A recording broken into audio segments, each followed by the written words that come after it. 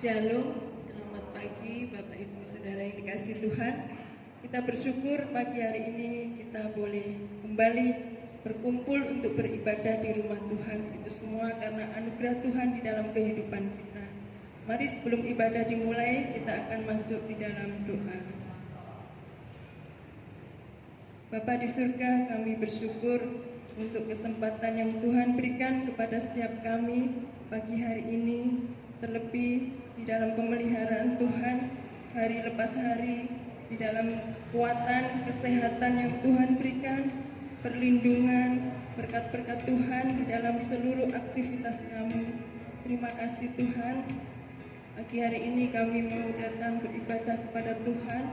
Kami menyerahkan ibadah pagi hari ini di dalam pimpinan Tuhan dari awal hingga akhirnya, sehingga kami boleh diberkati Tuhan melalui ibadah pagi hari ini. Kami juga memohon pengampunan dari Tuhan untuk setiap dosa pelanggaran yang kami lakukan di dalam kehidupan kami sepanjang 1 minggu ini. Terima kasih Bapa di surga, di dalam nama Tuhan Yesus Kristus kami berdoa dan mengucap syukur. Amin. Terima kasih Tuhan, kuasa Tuhan akan senantiasa kita rasakan di dalam kehidupan kita.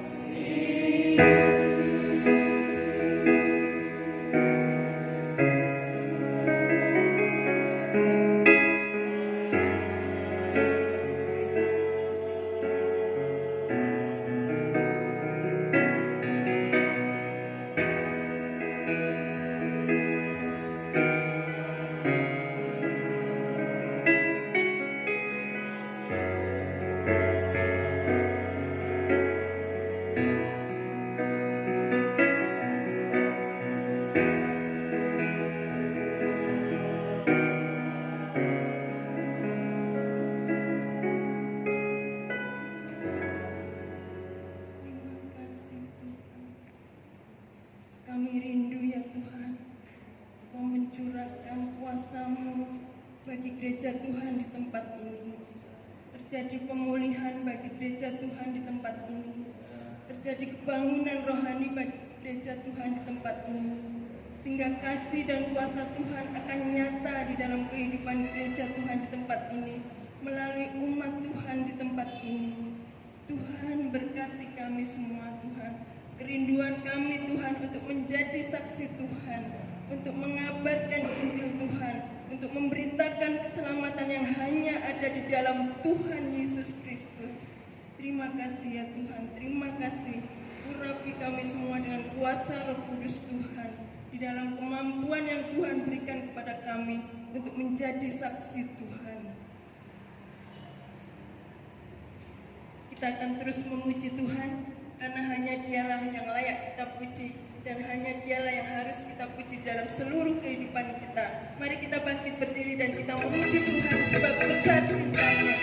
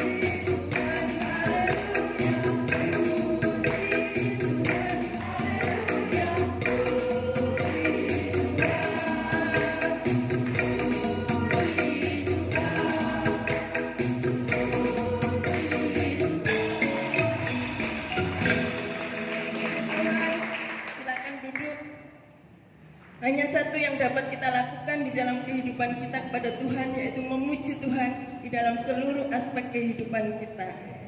Kita akan diberkati firman Tuhan, kita akan bersama Tuhan, karena hanya bersama Tuhan ada ketenangan, bersama Tuhan kita mampu melewati semuanya.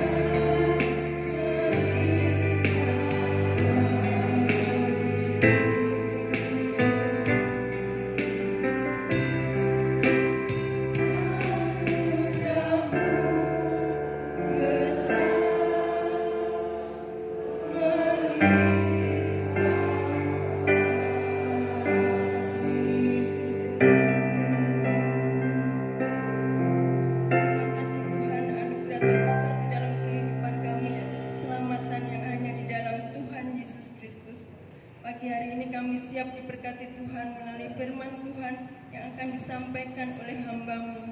Tuhan, buka hati kami untuk kami boleh mengerti kebenaran firman Tuhan, untuk kami lebih mengenal Tuhan Yesus dengan benar, untuk kami lebih lagi mengasihi Tuhan. Terpujilah Engkau Bapa di surga, urapi hamba-Mu yang akan menjadi saluran berkat bagi kami semua pagi hari ini. Terpujilah Engkau Bapa di surga, di dalam nama Tuhan Yesus Kristus kami sudah berdoa. Haleluya. Amin. Firman Tuhan pagi hari ini akan dibawakan oleh Bapak Joko.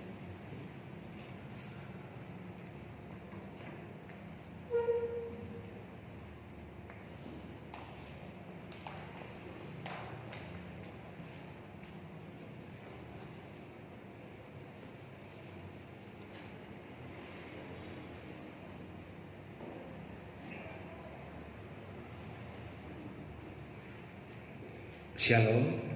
Selamat pagi Bapak Ibu Saudara sekalian, puji nama Tuhan. Senang sekali pada kesempatan pagi hari ini kita akan kembali untuk belajar kebenaran firman Tuhan, di mana tema yang sudah ditetapkan pada minggu ini ialah orang selamat mendapatkan kembali citra Allah. Orang selamat mendapatkan kembali citra Allah, di mana ayat bacaannya diambil di dalam Roma, surat Rasul Paulus kepada jemaat di Roma, Roma pasal yang ke-8 ayat yang ke-29. Roma 8 ayat yang ke-29. Roma pasal yang ke-8 ayat yang ke-29. Saya akan ajak kita semua membaca ayat ini bersama-sama. Sudah siap semua Bapak Ibu Saudara sekalian? Kita akan baca bersama-sama dengan suara yang lantang. Karena iman itu timbul dari pendengaran akan firman Tuhan. Kita akan baca bersama-sama Roma pasal yang ke-8 ayat yang ke-29. Demikianlah bunyi firman Tuhan. 3, 2, 1. Sebab semua orang yang dipilihnya dari semula, mereka juga ditentukannya dari semula untuk menjadi serupa dengan gambaran anaknya, supaya ia anaknya itu menjadi yang sulung di antara banyak saudara. Amin. Puji nama Tuhan. Firman Tuhan atau Alkitab berkata kepada kita bahwa manusia diciptakan menurut gambar dan rupa Allah, yaitu di dalam Kejadian pasal yang ke-1 ayat yang ke-26 sampai yang ke-27. Demikian bunyi firman Tuhan. Berfirmanlah Allah, baiklah kita menjadikan manusia menurut gambar dan rupa kita, supaya mereka berkuasa atas ikan-ikan di laut dan burung-burung di udara, dan atas ternak, dan atas seluruh bumi, dan atas segala binatang melata yang merayap di bumi.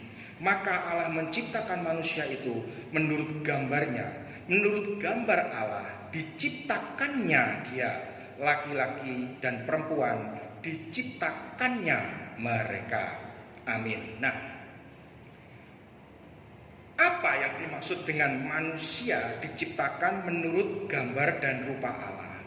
Atau misalnya kalau kita lebih mendasar lagi, mengapa Allah ini menciptakan manusia? Mengapa Allah ini menciptakan manusia? Apakah memang Allah memerlukan manusia atau bagaimana? Banyak pendapat mengenai hal ini. Ada orang-orang yang berpendapat bahwa manusia diciptakan oleh Allah untuk menyembah Allah sebagai penyembah kepada Allah. Tetapi Allah tidak perlu disembah. Sekalipun dia tidak disembah pun, dia tetap Allah. Sekalipun dia tidak dipuja, dia tetap tinggi, dia tetap agung, dia tetap mulia. Lantas kenapa Allah kok menciptakan manusia? Mengapa manusia diciptakan oleh Allah, apalagi serupa dan segambar dengan Allah? Nah, sebagai analogi, kalau kita melihat seorang seniman yang besar, seorang seniman yang luar biasa, mereka menciptakan suatu karya. Mengapa mereka menciptakan sebuah karya? Oh, karena itu pekerjaan mereka. Tetapi seorang seniman besar, seorang seniman yang luar biasa, bukan hanya menciptakan karya untuk mendapat hasil dari karya itu, tidak. Tetapi ada kebutuhan di dalam dirinya untuk mengekspresikan bagaimana kehebatannya, keluar biasaannya. Bapak Ibu Saudara sekalian tahu seorang yang bernama Leonardo da Vinci kan? Leonardo da Vinci pasti pernah dengar. Leonardo da Vinci itu dokter bidang apa? Oh, seorang pelukis, ya, bukan seorang dokter, tetapi seorang pelukis, seorang penemu, bahkan mungkin seorang ilmuwan. Karya apa menurut Bapak Ibu Saudara sekalian yang merupakan karya terbesar dari seorang Leonardo da Vinci? Apa karya yang Bapak Ibu Saudara ingat? Lukisan Mona Lisa. Nah, itu merupakan suatu karya terbesar dari seorang yang bernama Leonardo da Vinci. Dan ada lagi lukisan yang lain yang diberi nama atau diberi judul Perjamuan Terakhir. Nah, tetapi lukisan Mona Lisa ini demikian terkenal, demikian mendunia. Semua orang tahu lukisan Mona Lisa ini. Luar biasa, senyuman dari seorang gadis ini yang begitu misterius, yang begitu luar biasa, keagungannya luar biasa. Nah, bahkan beberapa orang berpendapat Mona Lisa itu ialah gambaran dari Leonardo da Vinci itu sendiri, wajah dari Leonardo da Vinci versi cewek atau versi wanitanya. Kenapa Leonardo da Vinci menciptakan lukisan yang demikian luar biasa? Untuk mengekspresikan ini loh kehebatannya. Demikian pula Allah menciptakan manusia. Itu sebagai ekspresi dari kehebatan Tuhan, kemuliaan Tuhan. Sehingga manusia ini diciptakan menurut rupa dan gambar Allah. Kalau kita boleh mengatakan bahwa persamaan rupa manusia dengan Allah ini yang dirujuk di dalam Kejadian 1 ayat yang ke-26 ini ialah merupakan suatu hal yang membedakan manusia ini dari ciptaan Tuhan yang lain. Manusia ini adalah suatu pribadi yang memiliki kemampuan untuk berpikir, untuk merasa, dan untuk berkehendak, disertai dengan kecakapan, disertai dengan keterampilan, disertai dengan kehidupan dan pertumbuhan moral.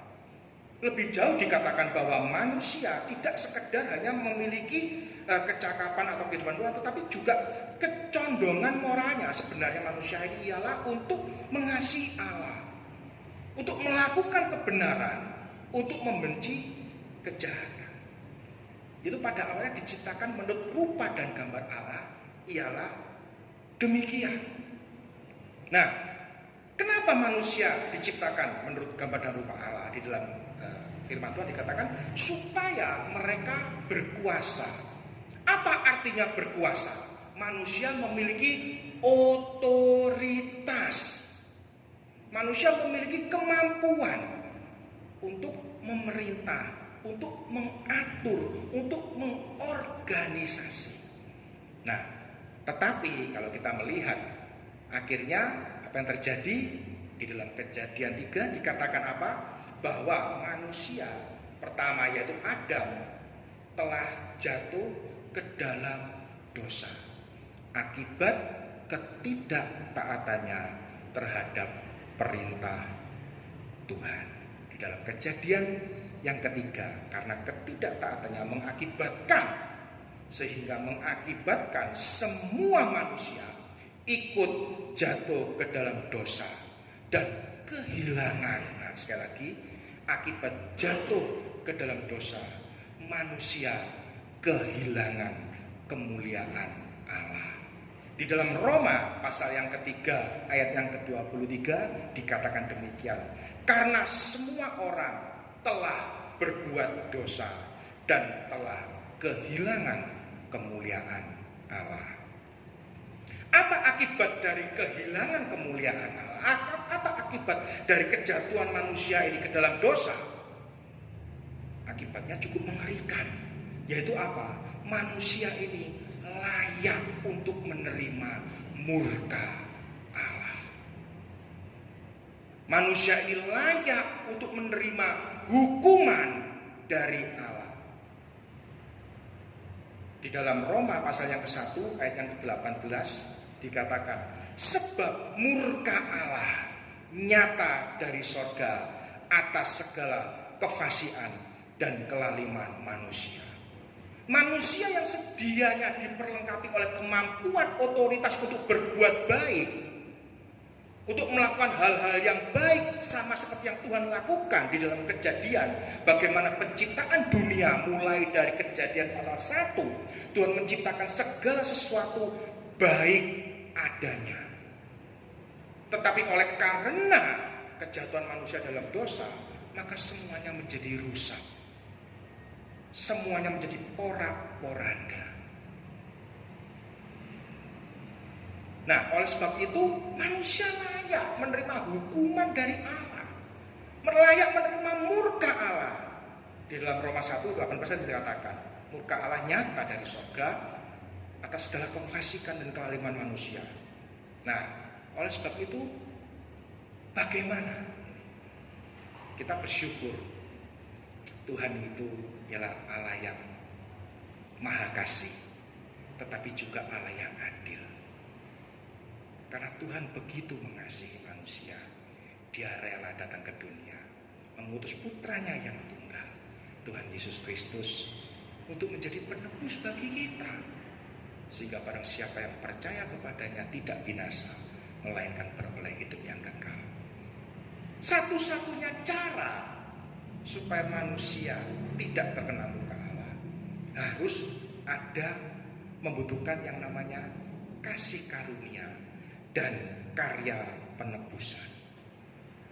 Dikatakan di dalam Alkitab bahwa syarat orang supaya diampuni dosanya itu harus ada darah yang tercurah. Pada waktu itu disimbolkan sebagai darah domba.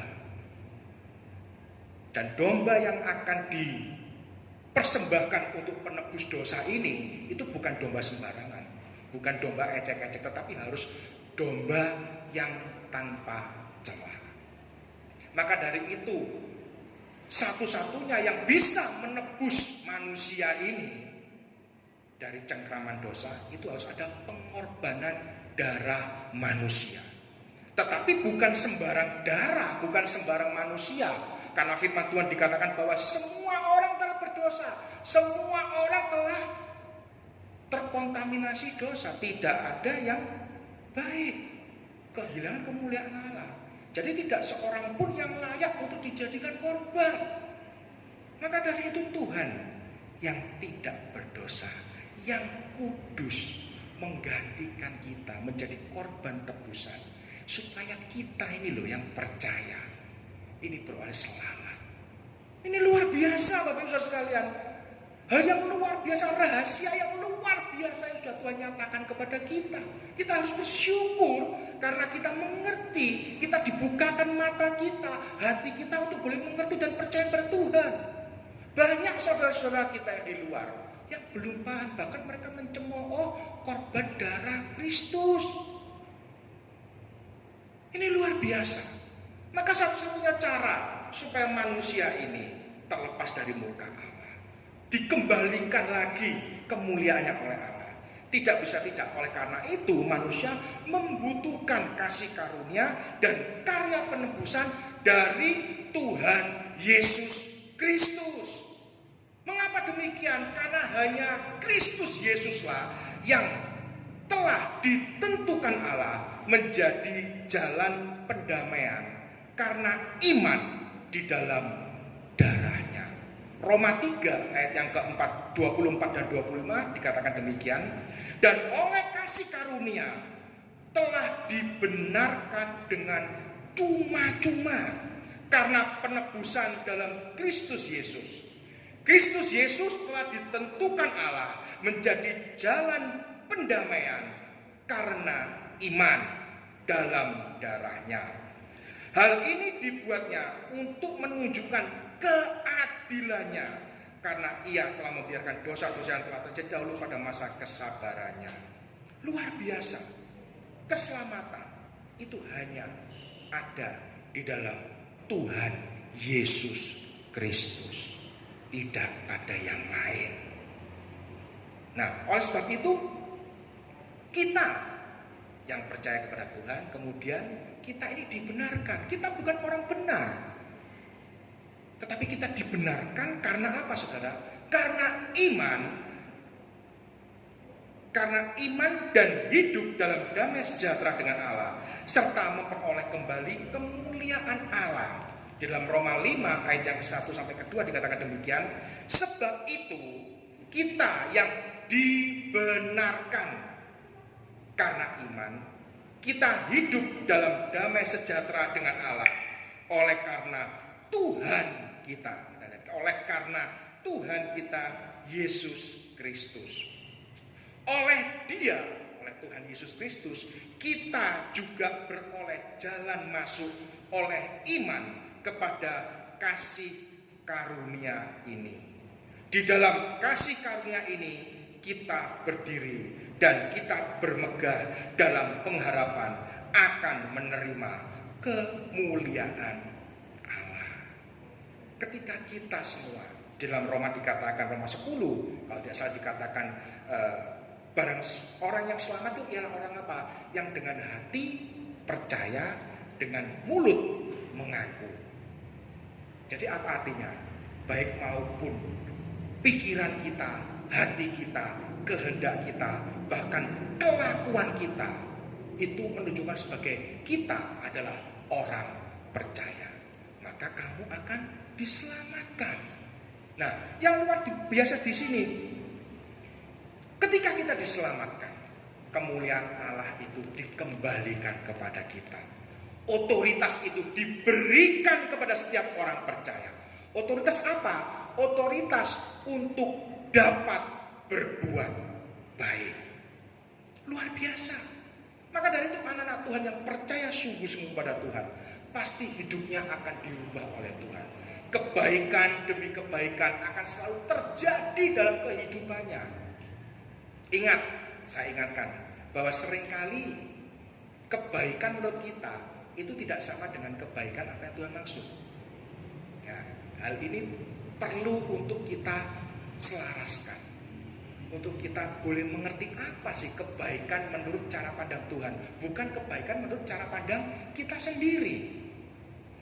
Bagaimana supaya kita bisa mengerti kebaikan menurut Tuhan, kebaikan cara pandang Tuhan melihat kebaikan seperti apa? Tidak bisa tidak. Kita harus bergaul akrab, bergaul karib dengan Tuhan. Atau kalau yang minggu lalu dalam firman Tuhan yang sudah dibawakan oleh Bapak Joni mengatakan bahwa kita harus tinggal di dalam kasih-Nya. Nah, luar biasa. Tuhan kita yang Tuhan yang luar biasa, yang begitu mengasihi kita, memberikan yang terbaik hanya untuk kita semua. Nah, oleh sebab itu ketika kita percaya, firman Tuhan berkata apa? Ketika kamu percaya, ketika dengan hati orang percaya, dengan mulut orang mengaku, maka dia akan diselamatkan. Nah, ketika kita percaya, ketika kita semua diselamatkan sebagai orang-orang yang dibenarkan oleh Allah, apa yang kemudian harus kita lakukan? Apa yang jadi sikap kita? sikap manusia yang sudah diselamatkan ini, setelah kemuliaan citra diri Allah, gambar dan rupa diri Allah ini dinyatakan kembali dalam kehidupan kita. Nah, setelah kemuliaan Tuhan ini kembali, manusia harus sadar bahwa penghukuman itu sudah tidak ada lagi bagi orang yang ada. Ingat, penghukuman sudah tidak ada lagi bagi orang, bagi setiap kita yang ada di dalam Tuhan Yesus Kristus, atau selama manusia tersebut tetap tinggal di dalam kasih-Nya.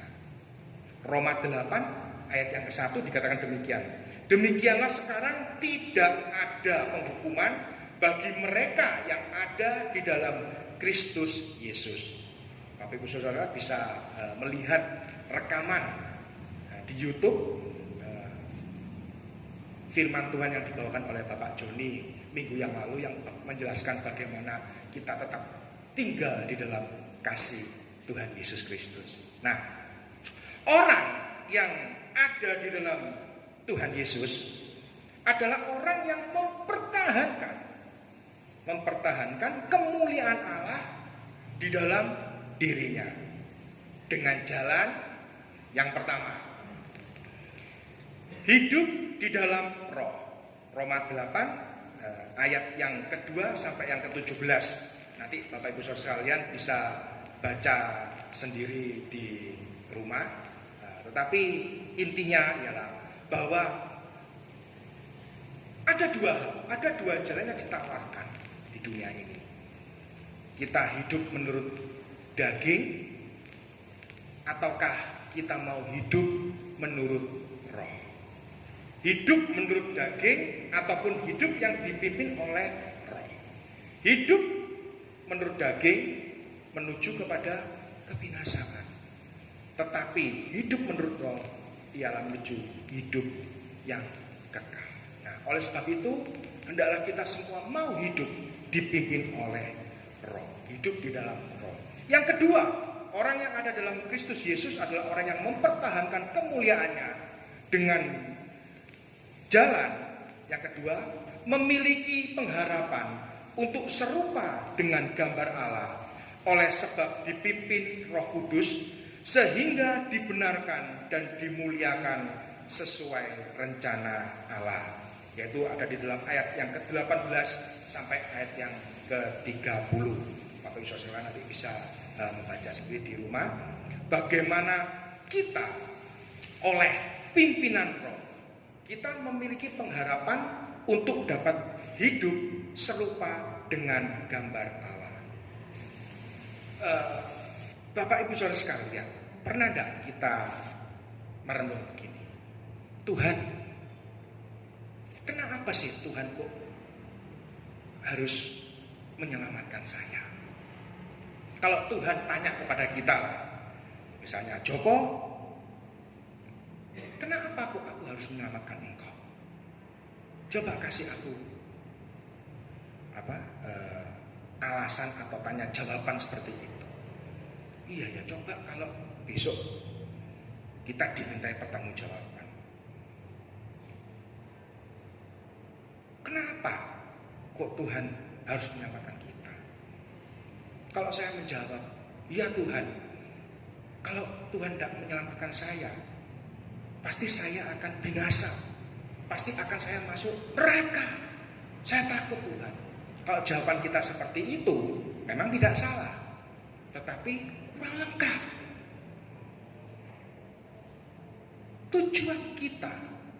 Tujuan Tuhan menyelamatkan kita, yang terutama supaya kita menjadi serupa dengan Tuhan Yesus sebagai yang sulung, sehingga karakter Kristus itu nampak dalam hidup kita.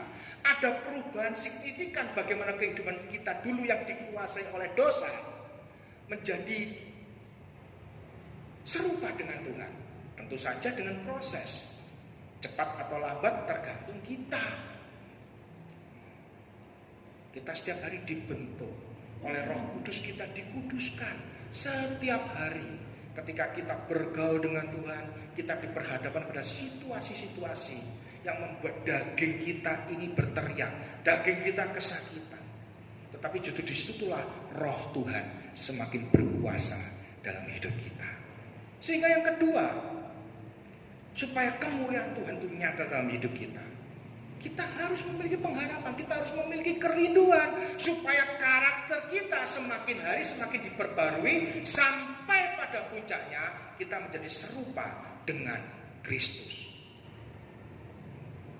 Firman Tuhan berkata apa? Supaya aku semakin berkurang, tetapi Kristus semakin bertambah. Sampai kapan? Nah, sampai hidupku bukan aku lagi, tetapi Kristus yang hidup di dalamku. Sehingga akhirnya kita bisa berkata demikian, hidupku bukan aku lagi, tetapi Kristus yang hidup di dalamku. Itu yang luar biasa. Nah, yang ketiga, bagaimana supaya kemuliaan Allah itu nyata dalam hidup kita, yaitu hidup oleh roh disertai pengharapan. Tadi itu yang pertama ialah hidup oleh roh. Yang kedua disertai pengharapan, kerinduan kita untuk menjadi serupa dengan Kristus, sehingga hidupku bukan aku lagi, tetapi Kristus yang hidup di dalamku.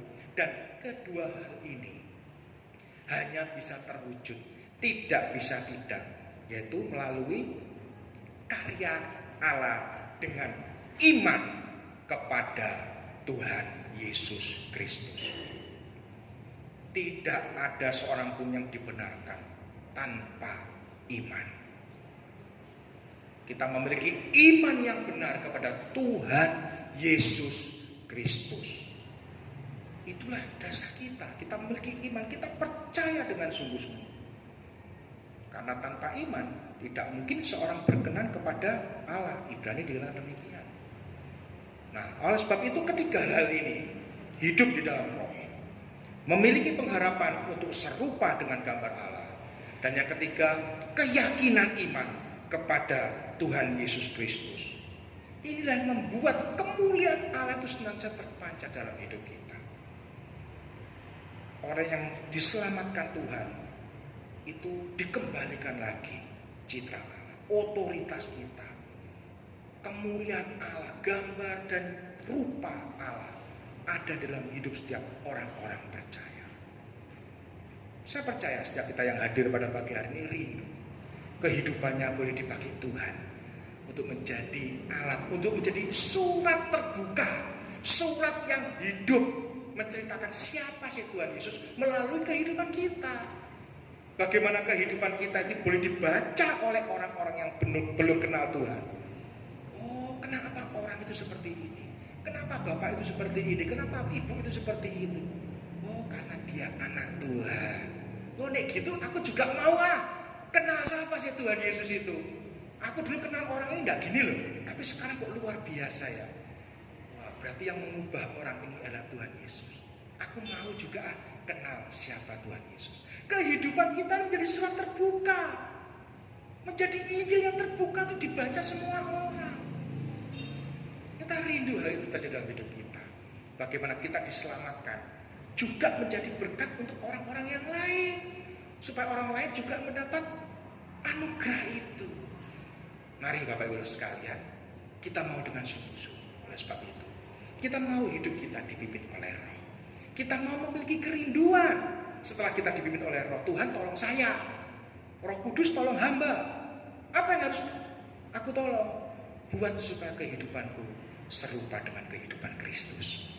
Dan setelah itu kita mau senantiasa memperkuat kita dengan tuntunan Roh Kudus tentunya, supaya kita tetap memiliki iman kepada Tuhan Yesus Kristus. Nah, sebagai penutup, manusia tidak dapat hidup kudus dan berkenan di hadapan Allah dengan melakukan hukum Taurat oleh kekuatannya sendiri. Jelas, tidak ada manusia yang dibenarkan karena melakukan hukum Taurat. Hanya oleh anugerah Allah, hanya oleh anugerah Tuhan, manusia yang sudah ditebus dan beriman kepada Tuhan Yesus, itulah yang akan dipimpin oleh Roh Kudus untuk menjadi serupa dengan gambarannya. Untuk apa? Untuk dibenarkan, dikuduskan, dan akhirnya dimuliakan oleh Tuhan Yesus. Kiranya firman Tuhan pada pagi hari ini boleh menjadi berkat untuk kita semua. Amin. Untuk waktu dan tempat, saya persilakan Bapak Matius.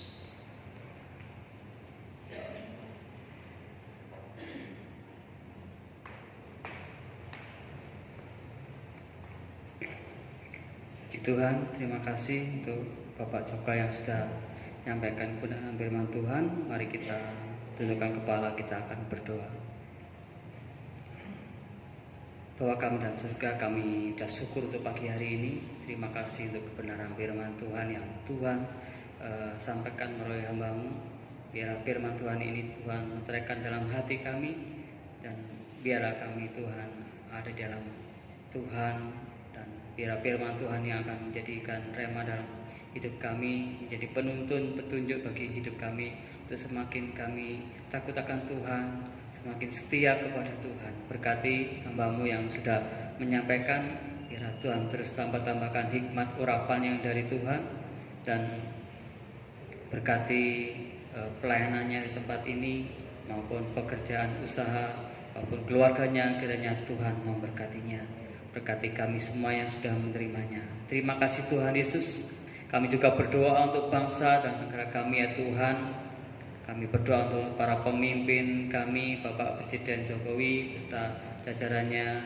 Kiranya Tuhan terus menolong beliau, memberkati setiap program-programnya. Juga Tuhan tolong di dalam pelaksanaan setiap program, kiranya dapat berjalan dengan baik dan dapat merata ke seluruh masyarakat bangsa Indonesia ini Tuhan. Terima kasih, berkati kesehatannya, berkati keluarganya masing-masing Tuhan. Terima kasih Tuhan. Kami juga berdoa Tuhan, kiranya Tuhan juga memulihkan bangsa kami, baik dari politik, ekonomi, bahkan kesehatan untuk bangsa kami yang kami hadapi sebuah virus Tuhan. Kiranya juga Tuhan tolong agar Tuhan memberikan hikmat bagi para ahli-ahli kesehatan, agar mereka juga boleh terus Tuhan menemukan atau mereka dapat mencari untuk menyembuhkan virus ini Tuhan. Terima kasih Tuhan, berkati mereka, lindungi mereka, berikan kekuatan bagi mereka. Kami juga berdoa bagi para dokter, para perawat, juga ahli-ahli tenaga medis Tuhan. Kiranya juga Tuhan tolong memberkati mereka, bahkan melindungi mereka, memberikan kekuatan kesehatan bagi mereka Tuhan, sehingga mereka terus Tuhan berjuang, mereka tetap bekerja dengan keras, dan mereka dapat melayani setiap orang-orang yang terkena dampak COVID-19 ini Tuhan. Engkau berkati juga bagi saudara kami yang mungkin terkena COVID-19, kiranya diberikan penghiburan, semangat hidup juga Tuhan. Kami mohon belas kasihan-Mu, kiranya mereka juga dijamah oleh Tuhan, sehingga mereka boleh sembuh Tuhan, dan mereka boleh kembali beraktivitas kembali. Mereka juga boleh kembali di tengah-tengah masyarakat, juga di keluarga mereka. Terima kasih ya Tuhan Yesus. Tuhan, kami juga berdoa untuk saudara kami yang saat ini menghadapi bencana-bencana alam, baik banjir, tanah longsor, bahkan kemarin terdampak puting beliung Tuhan, sehingga memporak-porandakan sebagian rumah tempat tinggal mereka. Tuhan, tolong mereka Tuhan, berikan mereka kekuatan, berikan mereka penghiburan, bahkan Tuhan tolong agar mereka Tuhan berkati, sehingga mereka boleh benar-benar pulih kembali Tuhan, sampai mereka menata hidup mereka, perekonomian mereka Tuhan. Tuhan tolong mereka ya Tuhan. Terima kasih ya Tuhan Yesus Kristus, Engkau berkati keamanan di Indonesia ini. Tuhan tolong Tuhan lindungi bangsa kami, biar kami bangsa kami ini menuju kesejahteraan Tuhan. Terima kasih ya Tuhan Yesus. Kami juga berdoa untuk Kota Jombang juga Tuhan tolong, Tuhan berkati Ibu Bupati dalam memimpin Kota Jombang ini, dan senantiasa Tuhan tolong, Tuhan berkati setiap program-program yang telah direncanakan untuk kebaikan Kota Jombang ini. Kiranya juga Tuhan menolong, Tuhan memberkati, berkati seluruh jajaran pemerintahan sampai paling bawah, Tuhan juga memberkatinya. Kami juga berdoa untuk para hamba Tuhan yang saat ini sedang melaksanakan ibadah. Tuhan tolong mereka, Tuhan berkati setiap pelaksanaan ibadah baik online maupun offline. Tuhan kiranya Tuhan tolong, Tuhan memberkatinya. Terima kasih ya Tuhan, berkati saudara kami saat ini yang sedang sakit. Kiranya Tuhan menolong, Tuhan menjamah mereka, memberikan penghiburan, kekuatan, sehingga mereka boleh benar-benar pulih ya Tuhan, sehingga mereka juga mendapatkan suatu mukjizat dari Tuhan, kesembuhan dari Tuhan. Terima kasih ya Tuhan Yesus. Tuhan, kami juga berdoa untuk Bapak Ibu Gembala kami yang masih di Jakarta. Kiranya Tuhan tolong, Tuhan memberkati kedua hamba-Mu ini, memelihara kehidupan mereka, menjaga kesehatan mereka Tuhan, sehingga mereka tetap fit dan mereka di minggu-minggu depan boleh kembali ke Jombang dengan suatu keadaan yang sehat, dan mereka boleh mengembalakan kami Tuhan, memberkati kami melalui pelayanan mereka Tuhan. Terima kasih Tuhan Yesus, berkati anak dan menantu yang bekerja di Jakarta. Tuhan berkati mereka, berkati usaha mereka, rumah tangga mereka, Tuhan memberkatinya. Bahkan cucu-cucu yang masih dalam pertumbuhan, kiranya Tuhan menolong sehingga mereka boleh bertumbuh menjadi anak yang takut akan Tuhan dan setia kepada Tuhan dan dipakai oleh Tuhan. Terima kasih ya Tuhan Yesus Kristus. Kami berdoa untuk setiap jemaat di tempat ini, mereka yang saat ini mungkin sedang bepergian keluar kota. Tuhan tolong, Tuhan berkati mereka di dalam perjalanan mereka, tibakan mereka di tempat tujuan, juga berkati mereka Tuhan di dalam urusan mereka, mungkin dalam pergumulan mereka, kiranya juga Tuhan menolong. Begitu pula jemaat yang sudah lama Tuhan belum ke gereja, kiranya juga Tuhan tolong agar kami mohon mereka juga dijamah oleh Roh Kudus, sehingga mereka boleh memiliki suatu kerinduan kembali, mereka dengan semangat kembali untuk mencari Tuhan, dan minggu depan mereka boleh hadir di tempat ini Tuhan, bersama-sama dengan kami untuk memuji memuliakan nama Tuhan. Terima kasih ya Tuhan Yesus, berkati seluruh aktivitas jemaat di GPT ini, baik mereka yang wira swasta, mereka yang memiliki usaha, baik toko, perusahaan maupun yang lainnya, juga yang pegawai negeri maupun petani, peternak atau apapun yang mereka lakukan, kiranya Tuhan menolong mereka, memberkati mereka, sehingga apa yang mereka lakukan diberikannya keberhasilan. Terima kasih ya Tuhan Yesus Kristus. Terima kasih untuk pagi hari ini Tuhan. Tuhan sudah menolong kami dalam ibadah dari awal pertengahan hingga akhirnya, hingga berkat-berkat Tuhan tercurah bagi kami semua. Terima kasih Tuhan. Dan saudaraku, angkatlah kedua tanganmu dan terimalah berkatnya. Tuhan memberkati engkau dan melindungi engkau. Tuhan menyinari engkau dengan wajah-Nya dan memberi engkau kasih karunia. Tuhan menghadapkan wajah-Nya kepadamu dan memberi engkau damai sejahtera. Amin. Selamat pagi, Tuhan memberkati.